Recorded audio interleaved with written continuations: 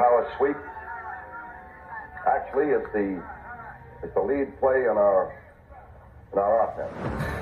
We ask our YN or a tight end to open up somewhere between 6 feet and 9 feet, get an isolation with the linebacker. Tell the tackle to take the defensive end if he's over him. If he's not, to drive down on the first man to his inside. If the YN has the linebacker taken out, he cuts inside. If the YN has the linebacker in, he comes all the way around. If you look at this play, what we're trying to get is a seal here and a seal here, and try to run this play in the alley.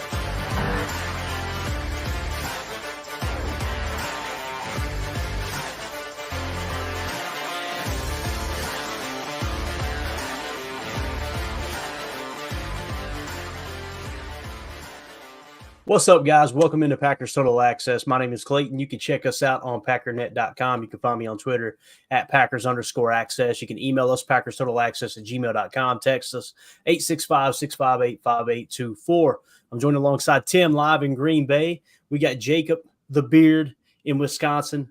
We got Emilio, the quarter Italian, quarter Mexican, redneck down here in Tennessee.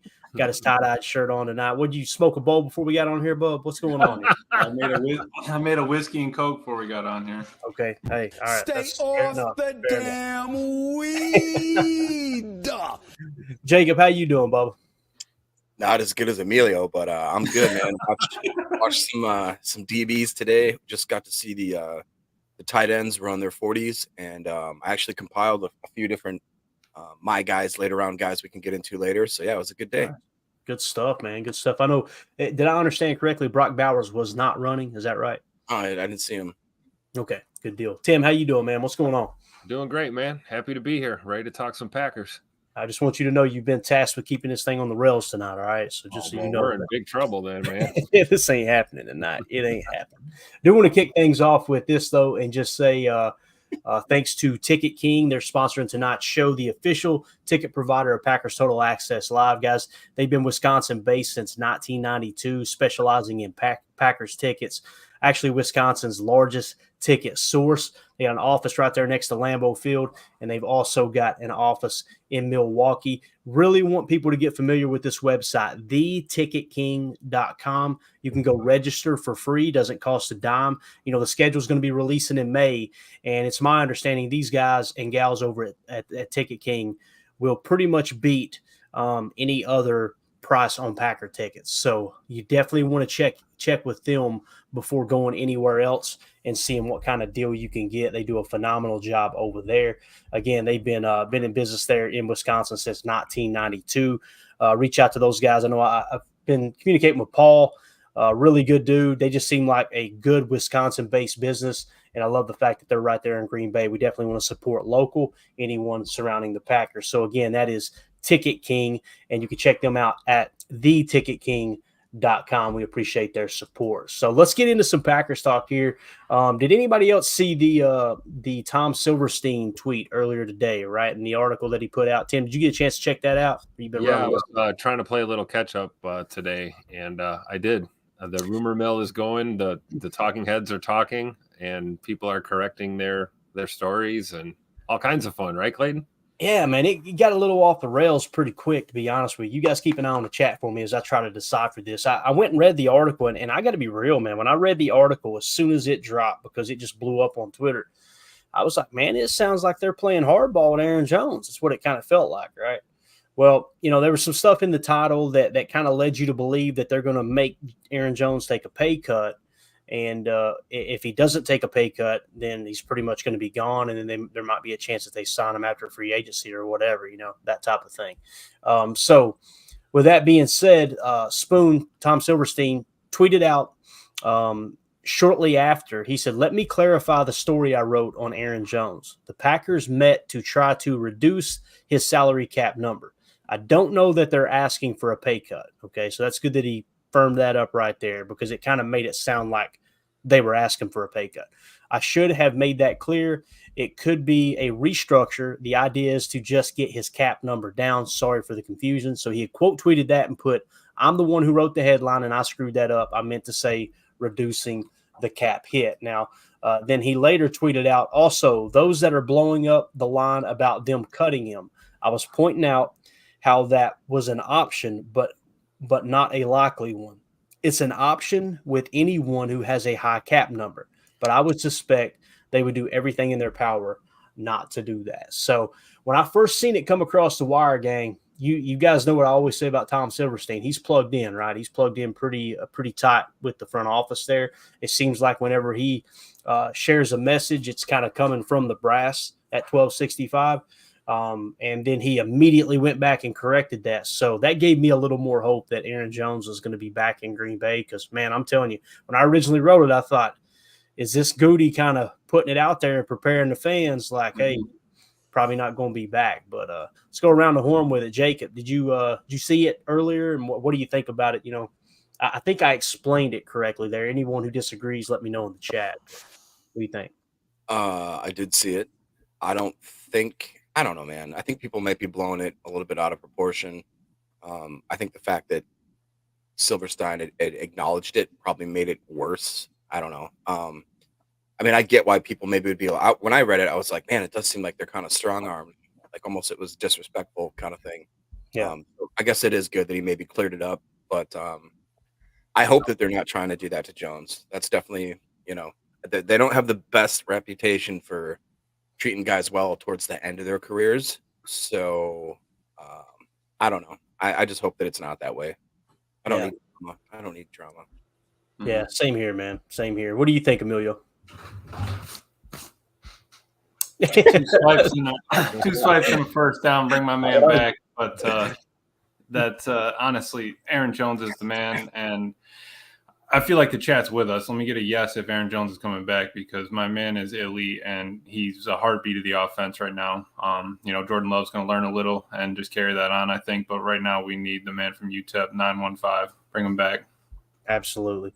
And I immediately went to his Twitter page, and because, you know, he kind of spoke out against Cheesehead TV last year when one of their writers said, hey, we need to cut Aaron Jones. It's the right move, whatever. So I was thinking maybe he'll be a little bit vocal on Twitter, but, you know, obviously he stayed quiet too. So Pack Daddy in the house says, I think this is the exact same situation we were in with Jones last time. We just didn't get this story. I'm guessing Packers will offer what he's worth and Jones will take it. And I think what Pack Daddy's kind of alluding to there is, you know, last time people took it as, man, Aaron Jones took a big pay cut. He took a big pay cut.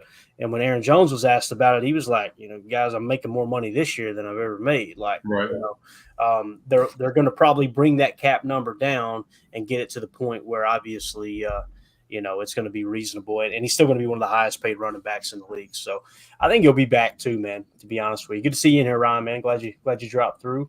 Let's see. I see you all over giggling. I'm sure it's something inappropriate. See how professional I'm trying to be right 8 here. minutes in and it's already off the rails. I'm not trying to look at Jacob because it's Jacob and Eric Sutherland, of course. Jacob, you were guilty this time.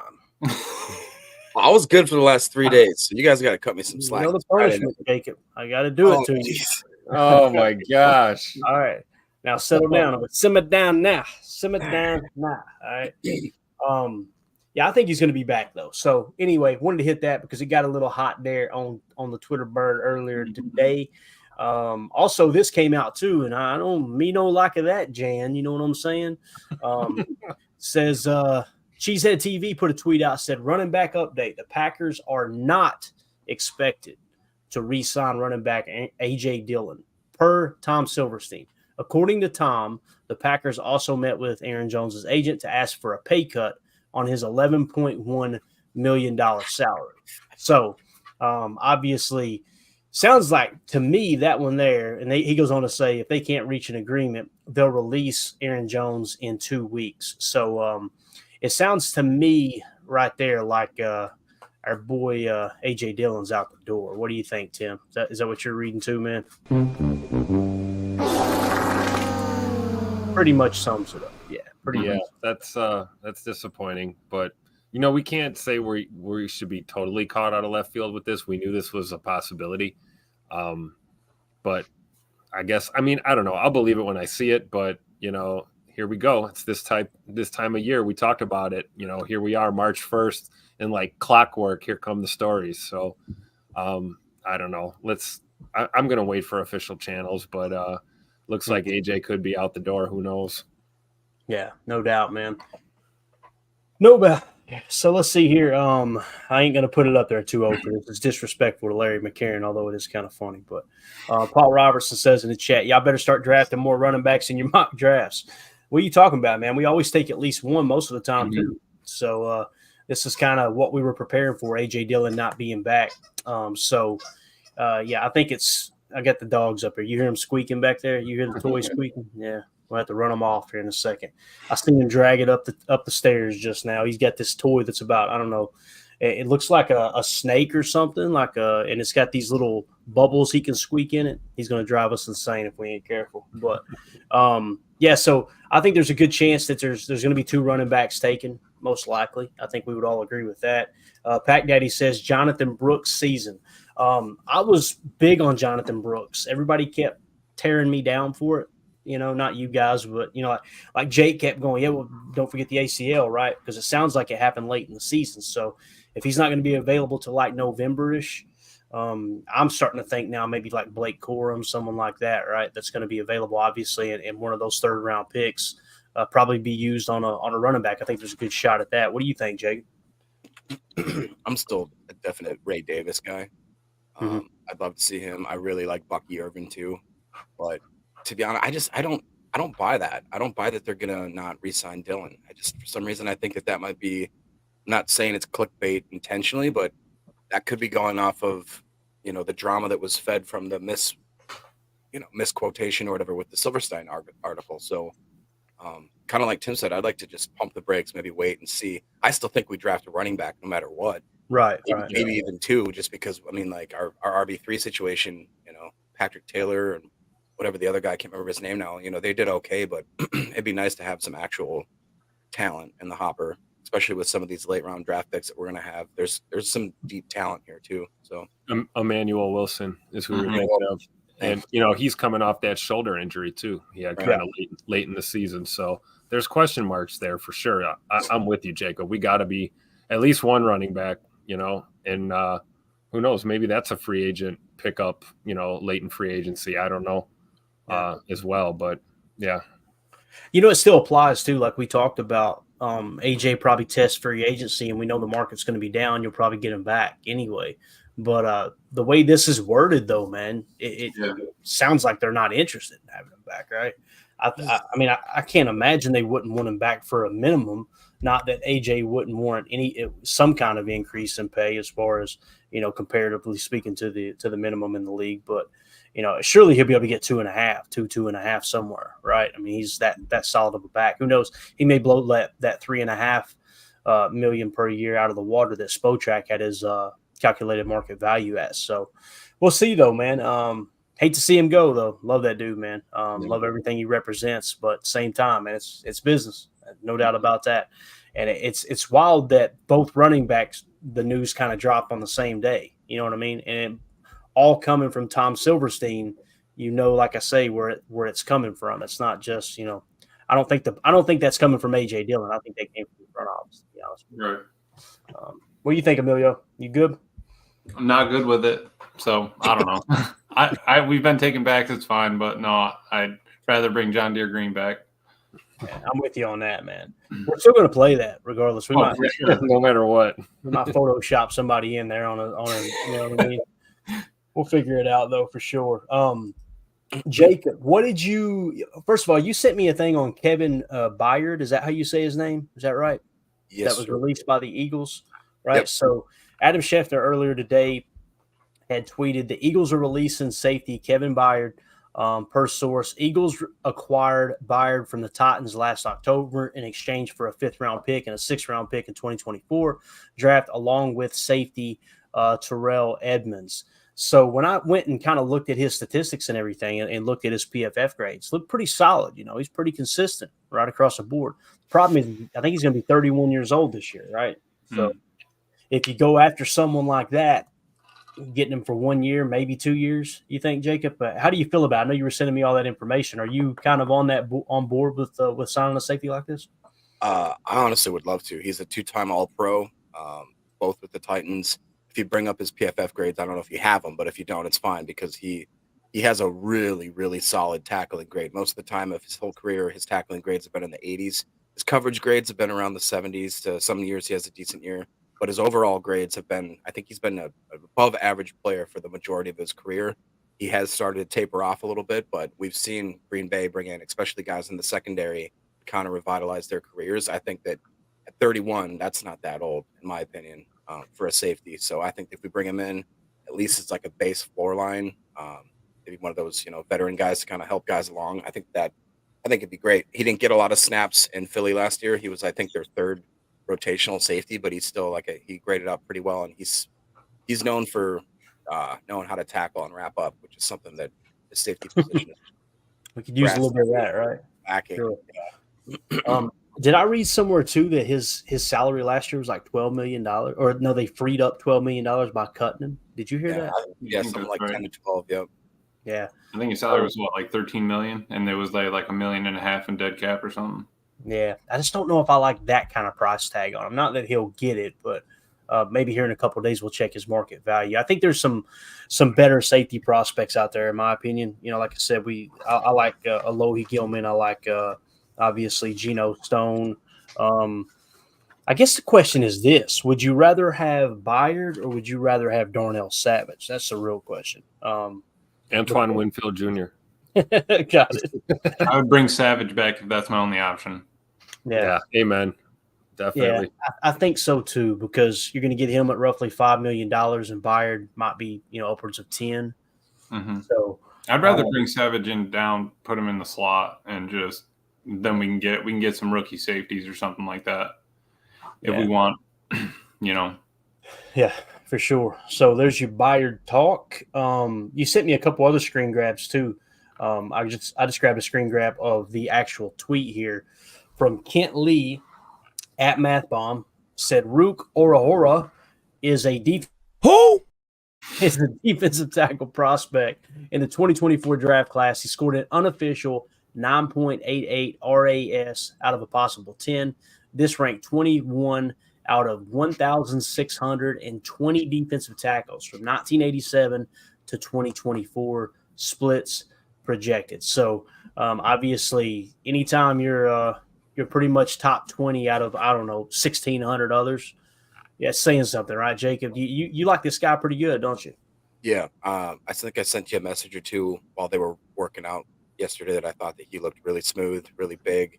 And I didn't give him a lot of credit. I don't know. There's certain guys, for whatever reason, I build up a block in my head that I'm like, I don't need to check them out right now. But once I actually saw him, I did look at his tape, looked at some of his measurables and all that, and I was like, this dude he's big, and he's very quick for how big he is. There was a couple of the guys that I liked, but he was one that I really thought probably kicked his draft stock up quite a bit. Yeah, I could see that. I've got him right now sitting at the number 72 spot. He's the sixth best defensive tackle, so you're probably looking at, hoping he'll fall there. I'm trying to think of what picks we had. I think I had him here. Yeah, here we go. So 88 or 91 maybe.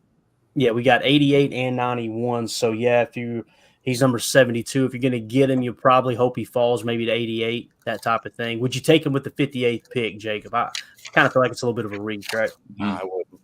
Yeah. All right, gotcha. Good stuff. What about you guys? What do you think about Ora? Where would you like to take him? Any disagreements there, Emilio?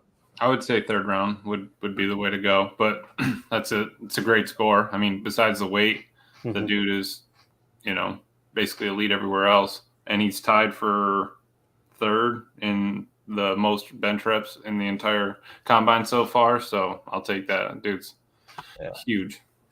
Definitely. 2-0 for this says Jones isn't Meredith.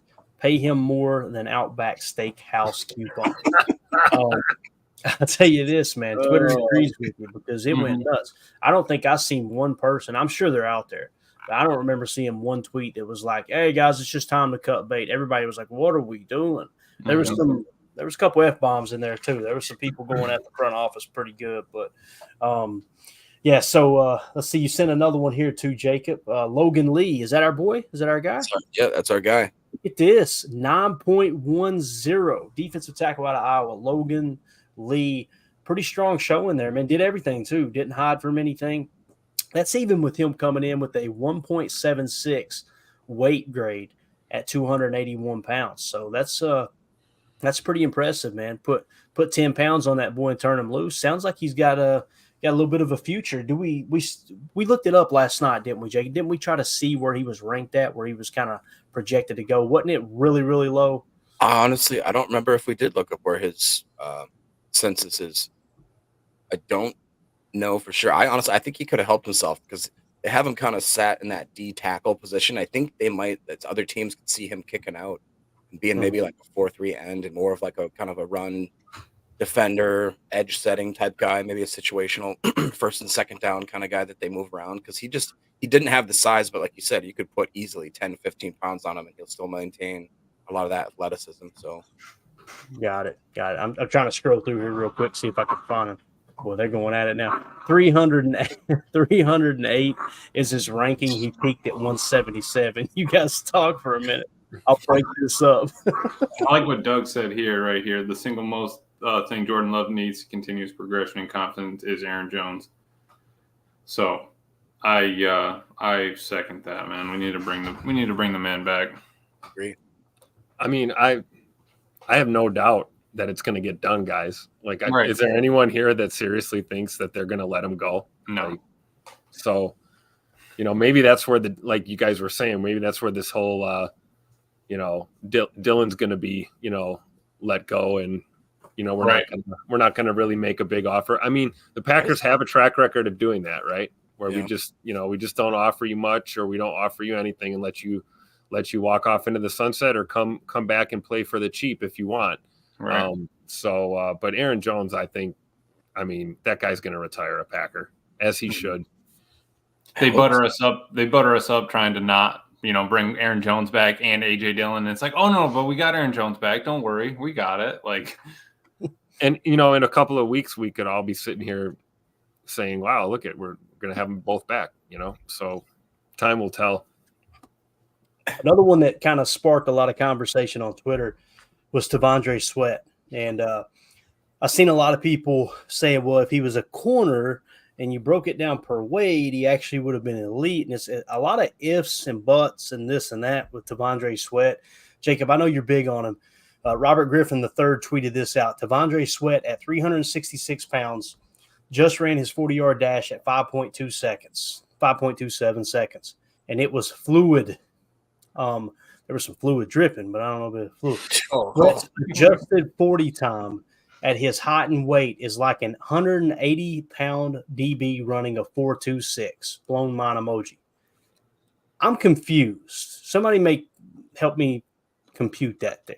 Clayton, this is exactly what you talked about a couple weeks ago before the combine even starts. This is where we all start making these bold things and bold predictions, and we overreact to guys running in a straight line in their jockey shorts.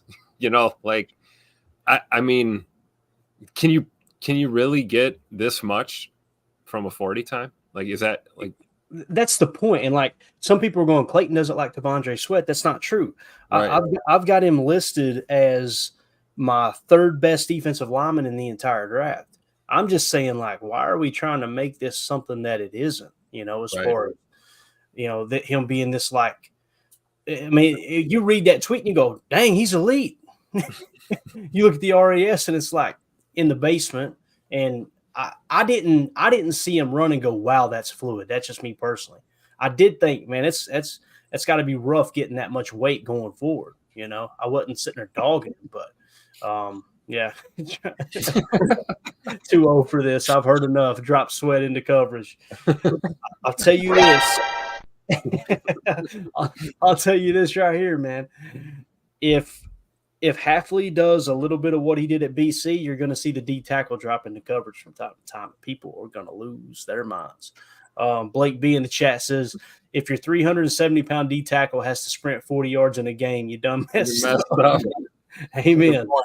Amen. Jacob, what do you think about that performance? Were you impressed with T'Vondre Sweat and how he moved around?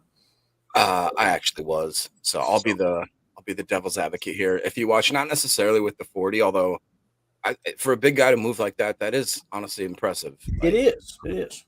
And then what was more impressive for me was when they did the wave drill. his change of direction is actually a lot better than I thought it would be, and his quickness.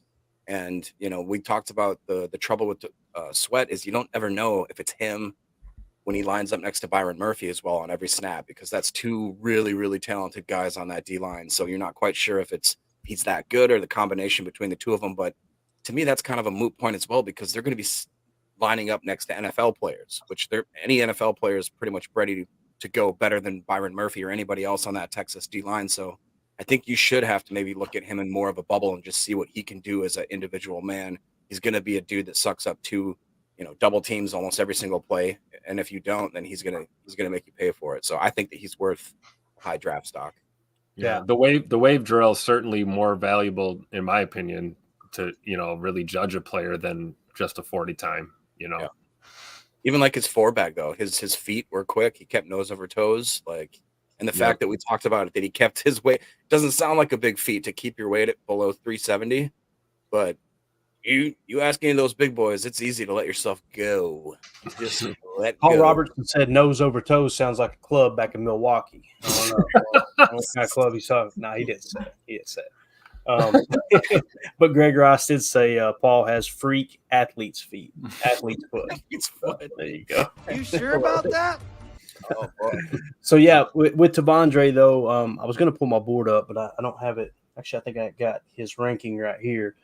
I've got Tavondre Sweat as the third best defensive lineman and number 27 on the board. So I think there's a good possibility he'll go in the first round. I do. Now, can he drop to the second because he's more of a nose than he is like someone you can play like a four tech? Possibly. But we'll see how that shakes out for sure. I have one marked here, too, about Eric Stokes, which is a good point. Zane Strong said Eric Stokes had a good combine, but he hasn't panned out yet. I like that you said yet because there's still a little bit of hope, but you're right, man. His RAS was just through the freaking roof, Zane. His RAS was a 9.37. His height was obviously came in at 6 foot and 5/8 of an inch, 194 pounds, 14 bench reps. Vertical jump was 38.5. Broad jump was 1008. That scored him a 9, scored him an 8, scored him an 8 on his height, a 7 on the weight. His bench press scored him a 6. The 40-yard dash 4.31 scored him a 9.94. 20-yard split was 2.56, scored him an 8.92, and the 10-yard split was 1.5, which scored him a 9.5. Now his shuttle was rough, 2.69 in the shuttle, and the cone. That was his grade, by the way. His shuttle was 4.36. His 3-cone was 6.96 with a score of 6.03. So obviously struggled with the agility testing there, grading out poor overall. But speed was elite. Explosion was great. Composite size grade was good. So and still he hasn't panned out, right? Part of that, I think, is not being able to create the consistency because he can't stay on the field, obviously. But I wanted to pull that up because corners ran today, and this is a good gauge of the last corner we took in the first round. I think we would all agree there's a decent chance that we take a corner in this year's first round of the draft. So just to kind of give us an idea, I don't have Jair's card, but Jair graded out in the 9s as well. I think he ran, what was it? He ran a 4.36 or something like that. Am I thinking right? I know he was a 4.3 guy for sure. So with that being said, happy birthday to Eric Stokes as well. That's true too. While we're on the subject. So and hopefully the rehab and the continuing physical therapy and things he's doing. I mean, he shredded that leg up pretty bad. Yeah. It'll be nice to see him going into a year not on the pup, hopefully, and we'll see how camp goes and what's next for him. Yeah.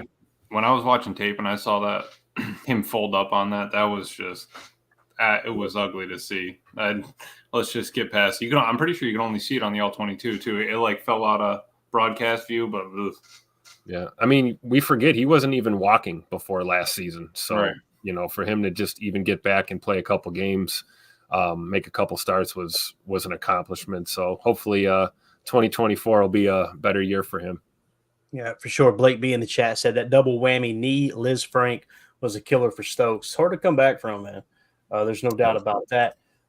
Going back to T'Vondre Sweat. Bill in the chat said, "Are you not concerned about Sweat's stamina?" Absolutely concerned, man. And it's not that he doesn't have a work ethic, but like I said, man, when you're moving that big of a body around, dude, you get tired. You know, like that's what she said. There it is. Knew it was coming. So, yeah, I think it could be an issue for sure. Now, the other thing we talked about too, Jacob, having Byron Murphy on the same defensive line with him, man, like, you know, who's to say that Byron Murphy wasn't drawing a lot of attention and freed him up with a lot of one-on-ones and vice versa too, right? We're going to find out which one of those guys turned out better. Seemed like there was one year Michigan had 2 pass rushers. I know Chase Winovich was one of them. I can't remember who the other was. Was it Barnett? Maybe Derek Barnett? Whoever it was. They had 2 first-round pass rushers come out in that year's draft, and Chase Winovich was one that just kind of tailed off. Maybe he wasn't a first-rounder, but he was the one that seemed like the weaker link of the two. You'll usually find that one is a little better than the other, and they were kind of, you know, protecting the other, if you will, with the blocking schemes, things like that. So let's see here. William Gould in the chat. No more Livingston, just Gould. Said this morning, Andy Herman said that Micah Hyde's RAS was 3.33. So much for RAS. Just watch the tape, and maybe RAS can help a little. Yeah, and it's another thing too. Like you know, again, it's not everything. The combine isn't everything. Micah Hyde is one of those instinctive football players, right? That's his strength. To say, you know, Micah Hyde, because he had a low RAS, he should therefore be bad is just silly, all right? Not that Andy or anyone else is saying that, just kind of theoretically speaking.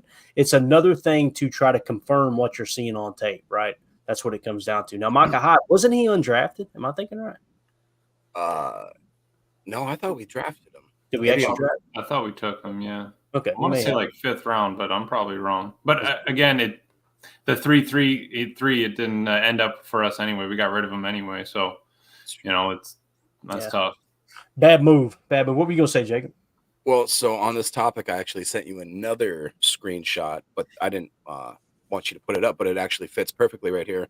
The guy, Math Bomb, Kent Lee Platt on Twitter, who does all of the RAS scoring and all that stuff, he made a post showing that Ennis Rakestraw Jr., who was one of my, and I know Tim's favorite cornerback prospects in the 2024 draft class. He scored an unofficial 4.79, and then I think it even got maybe updated to a little bit lower, and that ranked 1,159th out of 2,222 cornerbacks from 1987 to 2024. The guy reshared that and kind of putting it down. He goes, some people are putting way too much stock into RAS, LOL. Kent then replied back to him, and he goes, okay, well, in the last decade, only 2 corners made the Pro Bowl with a score under 5.0. So it is quite telling if you have a RAS that's below 5. As far I love as how Kent just fired back in there and dropped a few you know, just a few facts on them there. Just to make sure. Which breaks my heart because I really liked Ennis Rakestraw, so I hope that he's one of those guys that's an outlier. Right. Yeah. And he could be.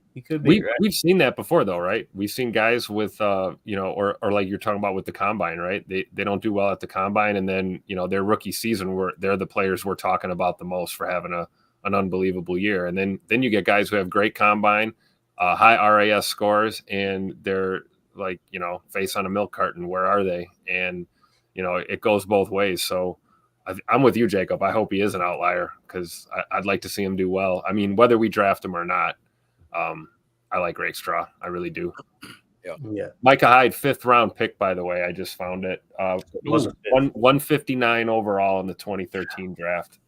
What a find, man! I just wish we would have held on to him a little bit longer, man. Micah Hyde, Iowa. That's right. Chad Inc. in the chat says Max Melton and Elijah Jones from BC and Mike Sainristil look really good today. Exactly. Might be some good options at slot. Hafley may want Elijah Jones, maybe. So good topic there. We'll see if that falls into place. Blake B in the chat says Peyton Wilson has the same haircut as Terry Funk in Roadhouse. Draft him twice, boys. Draft him twice. All right, sign me up. I'll take 2. Roadhouse. The applause with the Roadhouse was just awesome. Blake B in the chat says, I think we picked a good tight end class to double up on in 2023. Not a lot of tight ends sticking out this year, it seems. Yeah, it's very, very top heavy, meaning there is one at the top. That's Brock Bowers. And then I think there's one that's projected like in the second round, and then it really tapers off. But why don't we do this? Why don't we just go ahead and share Math Bomb's Twitter again like we did earlier, and we can kind of scroll through these and take a look at some of his latest media he shared. I imagine there's going to be some safeties and corners in here. Jacob, if there's anybody specifically you want to see, rattle them off. Maximus Melton, please. Let's start with Maximus. Yeah. Put some around the horn, boys. Talk about it. I want to hear it. I want somebody to put some respect on his name. We've been talking about it for a month now. Check out that vertical, guys. A dude that's 5'11" has a 40.5-inch vert. Holy cow. Oof, Explosion through the roof. Crazy. Yeah, That's broad jump, too. Look at his broad jump grade, 9.96. Yeah, His everything explosion else off the charts, man. Former wide receiver, transition to DB. And like they were saying on there, you know that back home, Bo, Max, go deal with it outside. Let's see it. I mean, they brawled out. And one thing that, you see the only quote unquote negatives is height and weight, which is like, duh, we know that. We know he's a little undersized, whatever. If there's a guy you're not overly concerned about, with that being, a major factor, I think it's Max Melton. So that's it, Tim. I loved his hands in the drills, and I loved how fluid his hips were. And when he was swiveling on that 45 drill, he can keep his balance. His back pedal straight, and he plants and goes. He's got really quick break and explosion. Absolutely. Yeah, so he finished with a 4.39 for a score of 9.3. 20-yard split was a 2.56 for a score of 8.8. 10-yard split was a 1.52 for a score of 8.9. His overall RAS score came out to a 9.65. He did not do agility testing, or at least it wasn't posted at that point if they have ran it since. Kool-Aid McKinstry here, obviously not running. We do see his measurables now, though. They're saying he's going to be ready for the start of camp, if I understood correctly. So he is 5'11" and 4/8 of an inch. That scores out as a 6.63. His weight was 199 pounds, so coming in a little thick. Like to see that. So that scored him at 8.5 there. Again, incomplete. That's one of the players we wanted to see. This one right here was tough, man. Nate Wiggins. He ran a 4.2940. That's unofficial, but a 4.2940. That gave him a score of 9.97 there. His height, he was 6'1"? Am I looking at that right? 6'1" and 3/8 of an inch, running a 4.2940. Some people had him listed as 6'2", and his broad jump was a 1.007 for 8.83 scores. Vertical jump was 36 inches. This dude right here, man. What sucks too is he said he felt something pop. He thought it was his groin, and when they went in the back, it ended up being a hip flexor. And he said that, I think he told Stacey Dales, if I remember correctly, he will be at his pro day. It won't interfere with his pro day. So it sounds like they really dodged a bullet there.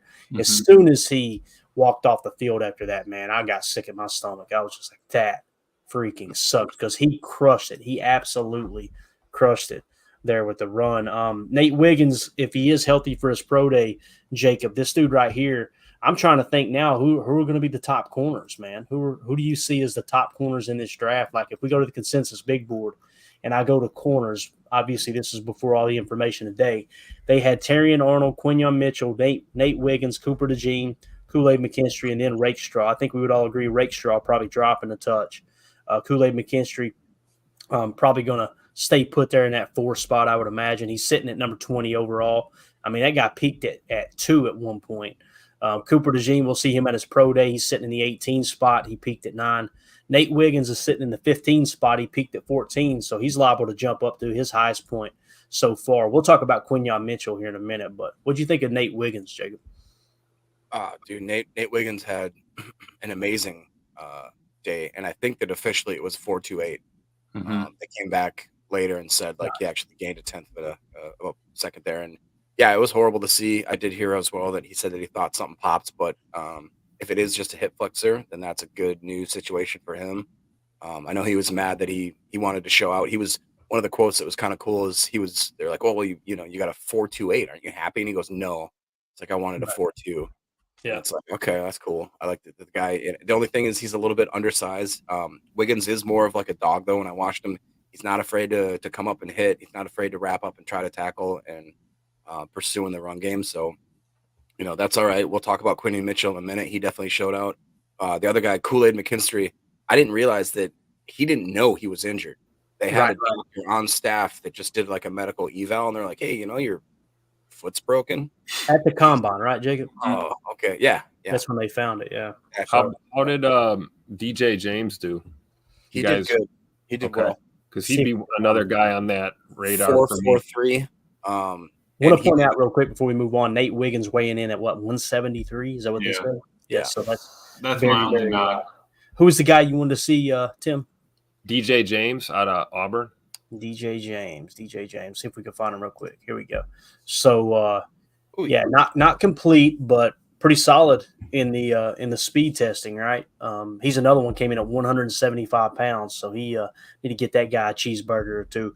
40-yard dash 4.43 for an 8.7 score, 20-yard split 2.58 for a score of 8.09. 10-yard split was 1.54 for an 8.32. I imagine he's going to measure out pretty good if he hits the agility and the explosiveness. But yeah, there is our boy DJ James. Quinyon Mitchell, that's one that I think he just continues to check the boxes, man. Like, I told you guys, small school. Yeah, he graded out high in PFF, but he played for a small school. Okay, he goes down to the Senior Bowl, absolutely dominates the Senior Bowl. Check that box. And then he comes out in the combine. He weighs he measures out at 6 foot tall, 6 foot and 1/8 of an inch. His weight was 195, so good weight there he's carrying. Vertical jump was 38 inches. That gives him an 8.4. Broad jump was 1,000 for a score of 5.15. 40-yard dash, 4.33 unofficial. If you got the official time, Jake just spurted out there, but 4.33 unofficial. That's a 9.88 score. 20-yard split was 2.53 for a grade of 9.46, and his 10-yard split was 1.51 for a grade of 9.25. Grand total of 9.75 RAS. Quinyon Mitchell just continues to do it, Jacob. Like that guy, everybody keeps doubting him, and he just keeps checking the boxes. I swear, I think that's the best corner in this draft, man. I really do. Yeah, I mean, I've had my doubts about him because when I watched him on film, that's the only part I didn't like. Is on film he just looked somewhat timid, but I mean, I can't argue. Like you said, the PFF grades consistently have been amazing. The way he performed in the season was amazing. The way he performed at the Senior Bowl was amazing, and now he puts an amazing performance down at the combine. So at this point, I'd be an idiot if I say that I don't think he's at least top 2. I don't remember what the analyst was. It was maybe Charles or one of the other guys that were there at the combine, and they said they had a text from an NFL GM, a current NFL GM, that said it's been clear now after the combine that there's 2 top cornerbacks, and Quinyon Mitchell's one of them. I'm assuming the other one would be Terrion Arnold, so I think he's the one that solidified it today as well.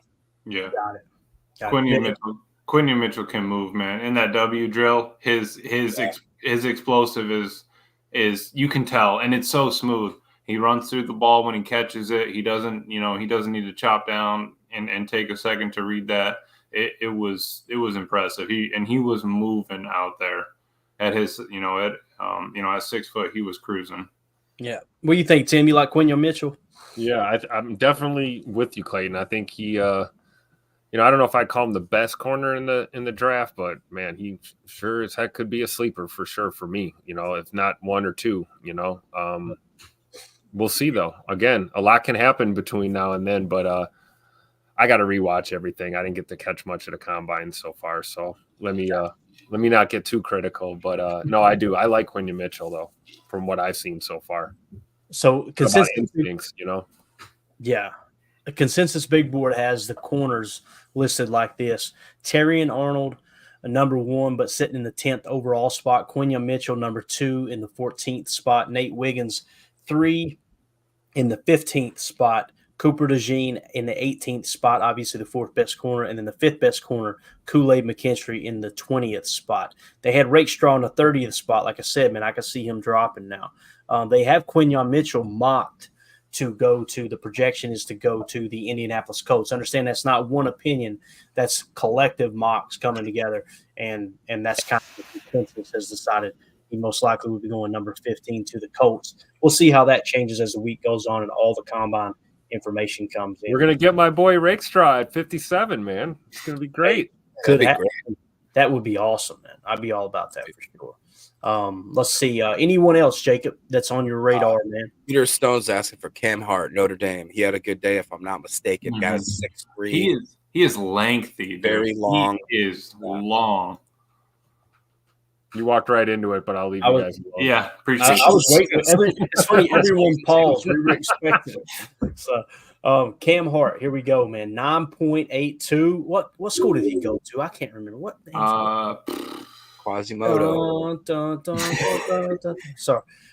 So out of Notre Dame, 9.82, 6'3", and his height obviously a 9.91, weight 202.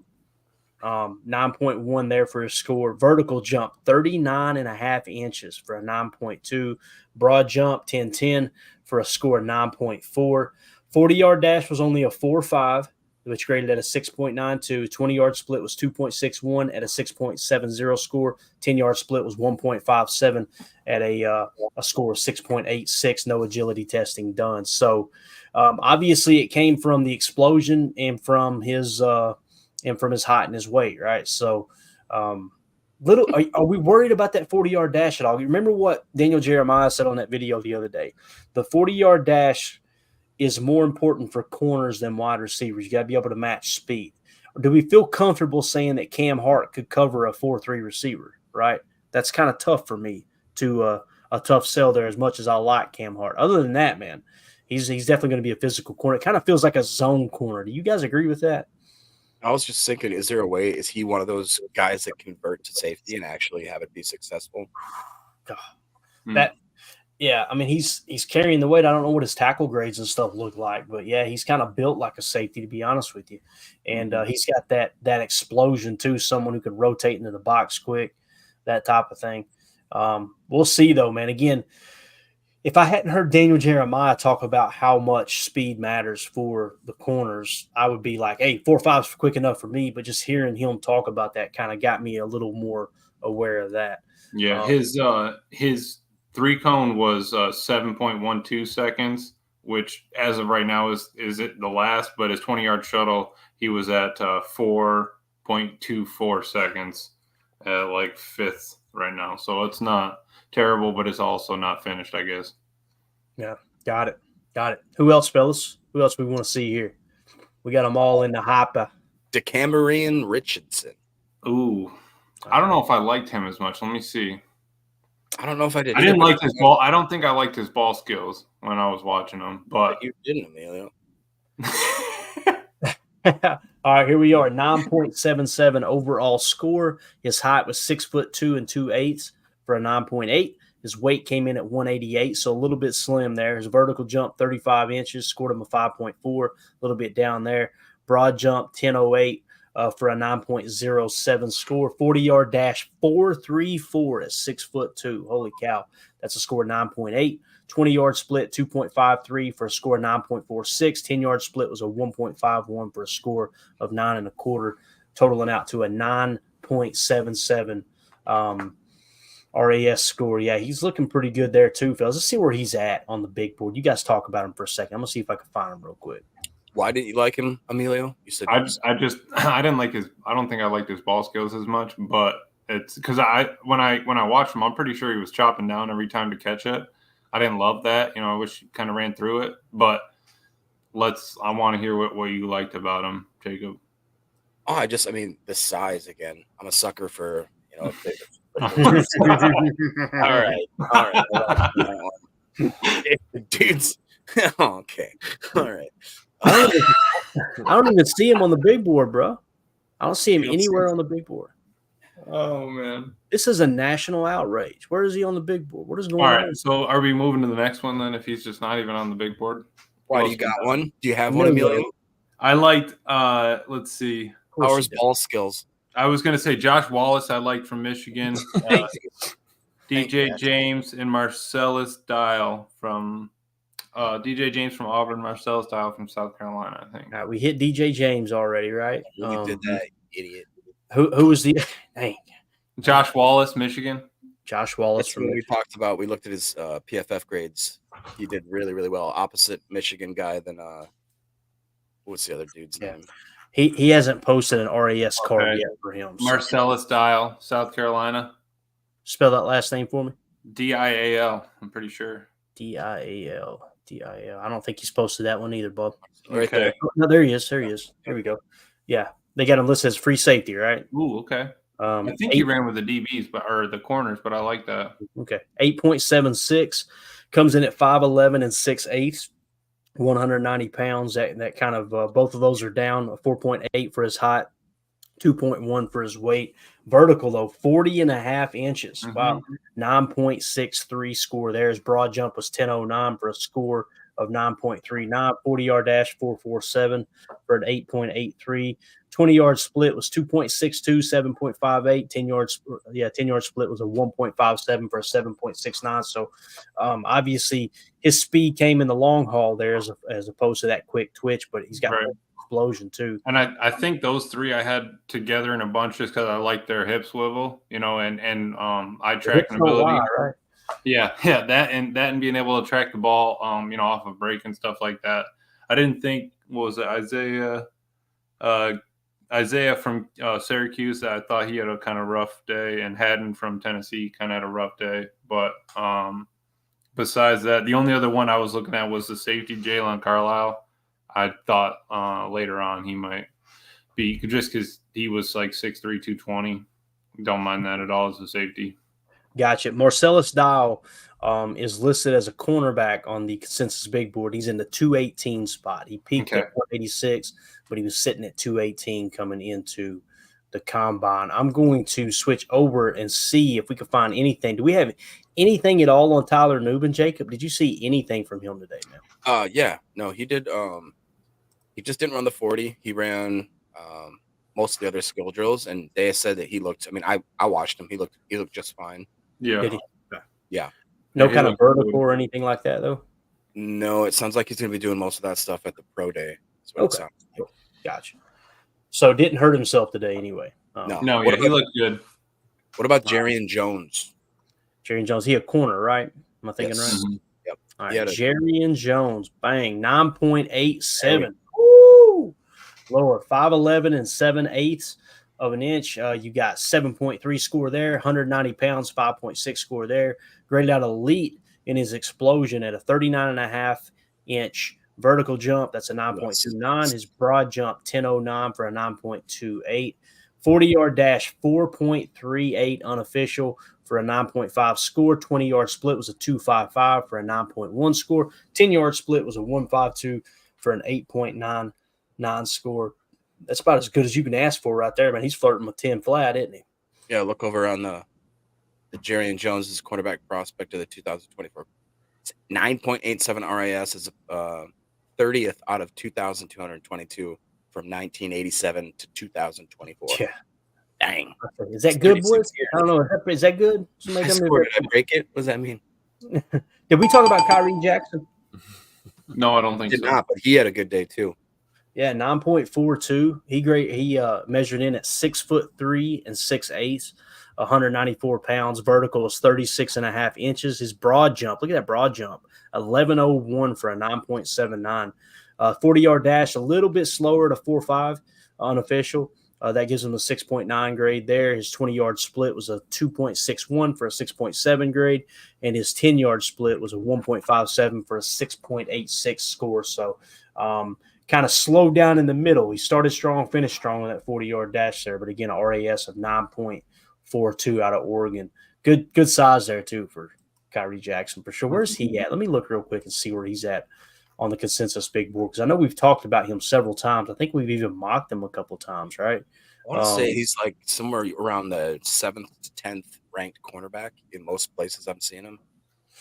This is wild, man. I'm having a hard time finding him. Kyrie Jack, there he is. He's in the number 89 spot. He peaked at 74. He's currently at 89th. He is 1, 2, 3, 4, 5, 6, 7, 8, 9, 10, 11, 12th on the consensus big board and corner. So that's a legitimate shot there for the Packers, right? Mhm. Whether it's the second or even the third round, we'll see how it all falls into place. So there it is. Does he have? So we got any for safety or no? They're just like I said, they're kind of random As they roll in. Okay. Do we have Jalen Carlisle at all or Cole Bishop from Utah? Cole Bishop ran so much faster than they thought. Dude, he was cooking on that 40. We got a Ryan Watts here. Here's Ryan Watts. That's not He's a cornerback. Huh? He's actually a cornerback, but they got him. Yeah, they got him listed as a free safety here. So, at least MathBomb does 9.81. Did we already hit him or something? Or we didn't hit him yet, right? No. You're funny. I was just laughing.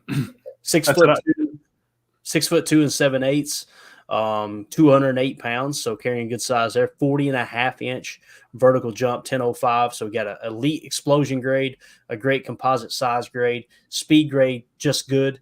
4.53, a 2.61 in the 20-yard, and a 10-yard at 1.56. So still though, at 9.81 is pretty impressive. I wonder what his agility would look like. But looks like he ranks 20th out of 976 free safeties from 1987 to 2024. Who was the other guy you were talking about, Emilio? If it wasn't Jalen Carlisle, Cole Bishop, either of those, Jalen Carlisle or Cole Bishop. Okay. I was just trying to see what they were. Probably later on, guys, safeties, but Jalen Cole Bishop. Yeah, I'm not seeing them here, bro. Yeah, I'm not seeing them either. Yeah. So all that information will get put into the database soon. I've already been updating my draft board too. So I've got. Here we go. I see it on MathBomb. Cole Bishop.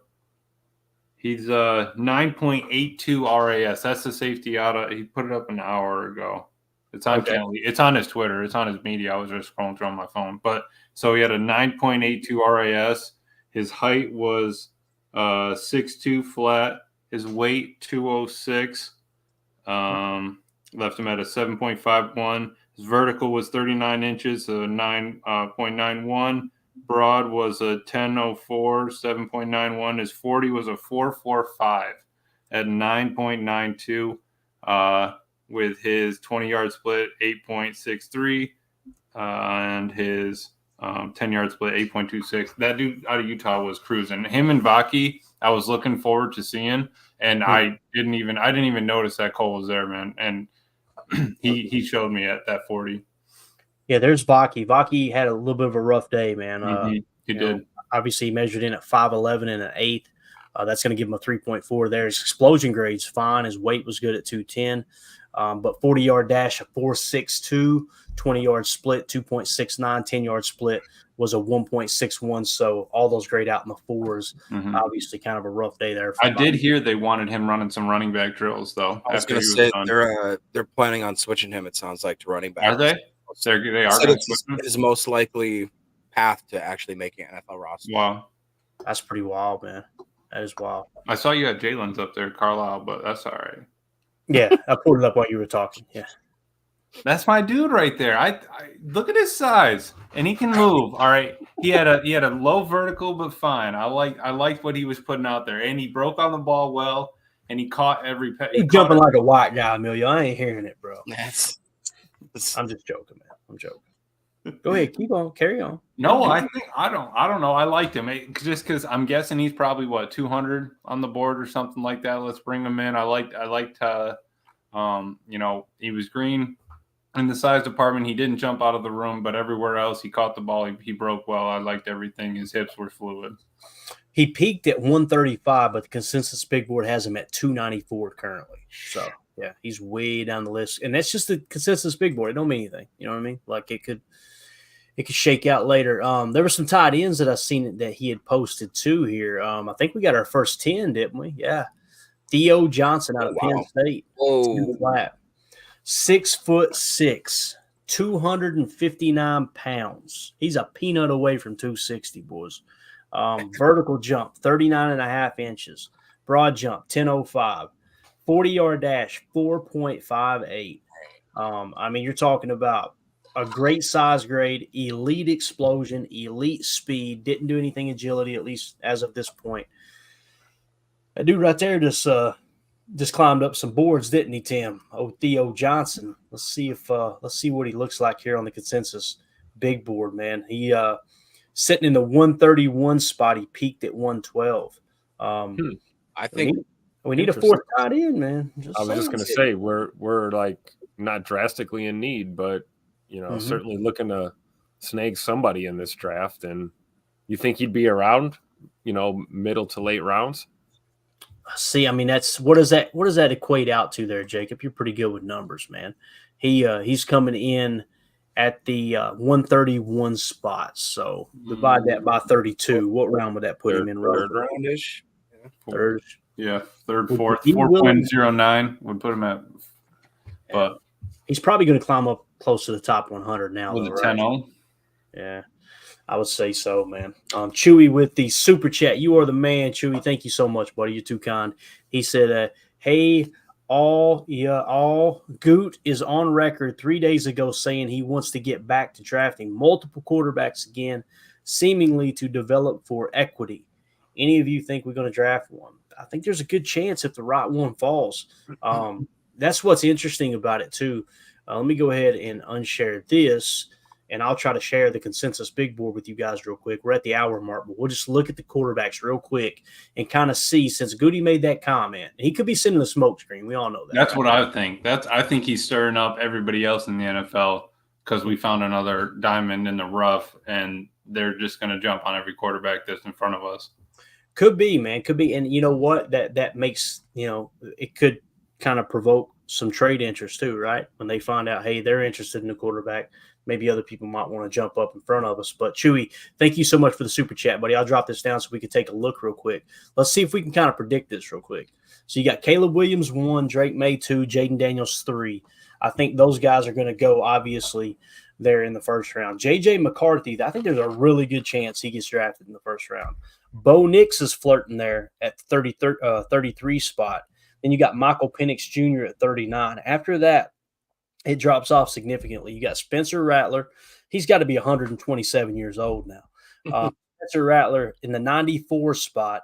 Then you got Michael Pratt all the way down at 125, Jordan Travis at 158, Joe Milton at 188, and then the best hair in the damn draft, my man Sam Hartman at 213. So I don't know, boys. 213. Clayton just jinxed us. There's your QB pick right there. His Notre Dame guy. Do we have pick 213? Is that what you just said? No, I'm just saying. I mean, if he's going to projected to go at that area of the draft, I mean, how soon in theory would we take a quarterback in this draft? That's what I'm trying to figure out here. Is like, okay, if we take a quarterback with the 25th pick, people are going to lose their minds, right? Unless Matt LaFleur has a plan for Joe Milton to throw a 90-yard bomb to Christian. He may be able to throw it 91 yards, but he can't hit a bull in the ass with a mop. We live in Tennessee. You know it's a fact, buddy. It ain't going to happen. Joe Milton, I've heard his name for the last 3 years, and everywhere he goes, next year I thought, what's he doing there? I thought he played at the other school. Like, for someone who's so darn good, he sure can't keep a starting gig. I know that. Anyway, no Joe Milton hate here, obviously. But, so like the projections. Here's the projections, okay? Caleb Williams, number 1, Drake May, number 2, Jaden Daniels, number 3, J.J. McCarthy, 11th to the Minnesota Vikings, all right? And then Bo Nix, number 43 to the Falcons. So Bo Nix would be on the board when we pick at 41. Michael Penix Jr., they got him going number 42 to the Vikings. So obviously that's just the top mock averages there. So if that's the case, Tim, where would you feel comfortable, man? Where would you feel comfortable taking a quarterback? Jacob, I want your take here too. If Goody is hell-bent on getting a quarterback, we're not saying he is, you have to take one in this draft. Where are you going? Okay, I would be okay with them taking a quarterback in that round. And who would it be? I don't know, because you're talking to a guy who loves our quarterback room right now. I do. I love Alex Magoo. I love Sean Clifford. I wouldn't. It's got to be after 200 something. 203, 217. Yeah. Down in that range. And, yeah, it could be your guy from Notre Dame. That's why I joked, depending on where he rises or falls. Is that Tua's brother there? It is. Yeah. Tagliavia?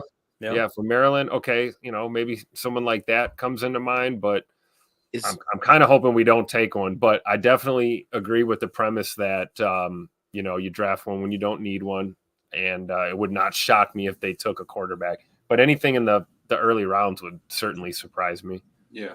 Yeah. What do you think, Jacob? All right. Here's how it's going to go. The earliest that we're going to draft a quarterback will be with our 5th round pick at 168. Jordan Travis is going to fall. Ooh. And Coot's going to pick him up and create him. He's going to mold him into a draft bait where we can trade him for like a 2nd or a 3rd round pick after he shows out in a couple preseasons. Jordan Travis. I like it, Jacob. He got injured, right? That's why they couldn't make a run in the playoffs. Yeah, and he's a pretty solid quarterback too. There was people good. talking about him being a Heisman candidate going into the year, right? So, yeah, here we are talking about quarterbacks, boy. I'll tell you what, man. I love it though. I'm telling you, it's that important, man. The problem too is like I still don't fully understand the quarterback roster rules, I should say. Like, you can carry 3 now, right, without them taking up an active spot. But the problem is, like, if you put them on the practice squad, doesn't that void their rookie year? So you're not getting them for those 4 years. So it kind of feels like if you're going to take one, they have to replace Sean Clifford. You're not going to carry 3 on the active roster, right? Am I thinking right there in that regard? So that's the tough part for me, and that's what makes me think more along the lines of what you were saying, Amelia. It might be more of a smokescreen. So There you go. Jay said Jacob Cook, and there you go. I love it. All right. Anything else, fellas? Tim, you got anybody else you were looking at, Tim? I seen you over poking around a little bit. You got anybody on your list you noticed today or anything else you want to hit on, man? No, nothing too specific. Like I said, I'm playing catch up right now, so hope to be more prepared for tomorrow, day 3 of the combine. Looking forward to it. Running backs, quarterbacks, wideouts tomorrow, boys. Ooh, that's a big day. Yeah. It's gonna Don't even turn it on. This receiving it's tough. Yeah, it's gonna be wild. What sucks too is like what quarterbacks are actually performing though. Do you know that, Jacob? Because I know Caleb isn't, right? Is Jaden Daniels?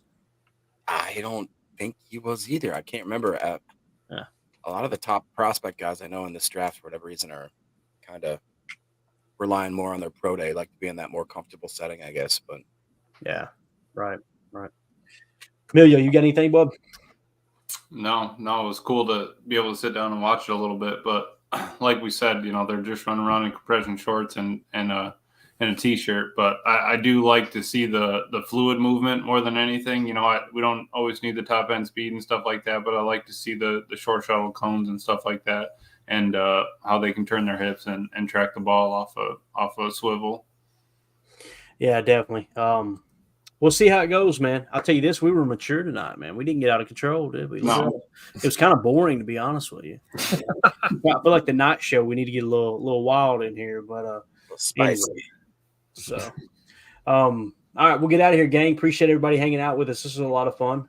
As always, it's a blast chatting with you all. Chewy, want to give a special shout out to you, buddy. Thank you so much for the super chat, man. I appreciate that, Chewy, because now I got access back. He said I needed to get at least a $20 donation or 5 subscriptions to get access back, and that got me. So I appreciate that. Thank you. There you go. Hey, you're welcome, man. Yeah, he's got access back. You let him get out of control, though, we'll ban him again. I'm not scared.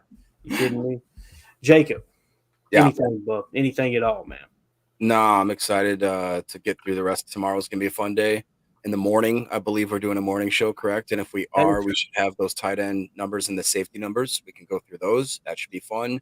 And Emilio, congrats on being able to sleep inside tonight. Thank you. I appreciate that. We gave him a key to the house again. Got him out of the shed.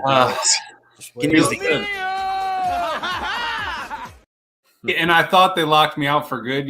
They said they invited me back, and I went to get in there, and it wasn't loading, and nothing was pulling up. So I said, okay, and I'll double check it. But it was true, so I appreciate it all. Thanks for supporting. Emilio, you got access again. No, I don't.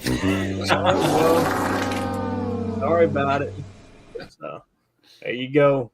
listen, you that's the mess around and find out. You know what I'm saying? Mm-hmm.